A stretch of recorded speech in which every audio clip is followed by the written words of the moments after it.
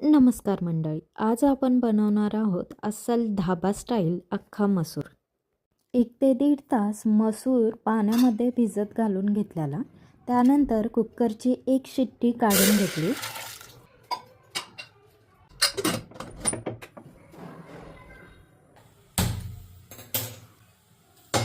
एका पातेल्यात तेल घातलं.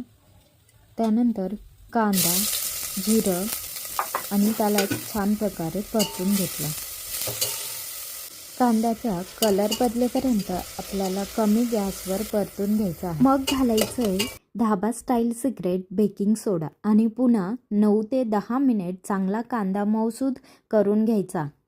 मग लाल तिखट, हळद आणि कांदा लसूण मसाला घालून घ्यायचा आणि छान त्याला परतवायचं. थोडंसं पाणी घालायचं मसाला करपू नये म्हणून. छान तेल सुटेपर्यंत परतून घ्यायचं आणि आता घालायचा शिजलेला मसूर. छान मसाल्यामध्ये मिक्स करून घ्यायचा आणि आता घालायचं चवीप्रमाणे मीठ. त्याला पण मिक्स करून घ्यायचं आणि भरपूर असं पाणी घालून घ्यायचं. मध्यम आचेवर छान असा मसूर शिजवून घ्यायचा आहे आपल्याला.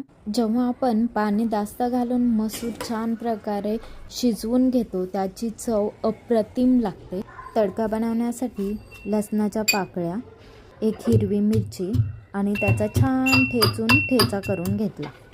त्यानंतर एका कढईमध्ये तेल घातलं आणि ठेचून घेतलेला ठेचा परतून घेतला. त्यानंतर त्याच्यामध्ये लाल तिखट घातलं, काश्मीरी मिरची पावडर आणि छान प्रकारे परतून घेतला.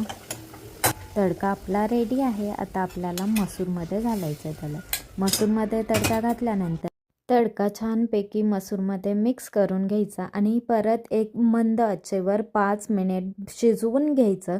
त्याची चव उतरते छान आणि मसूर खूप भारी लागतो. आणि शेवटी कोथिंबीर टाकायला विसरायचं नाही.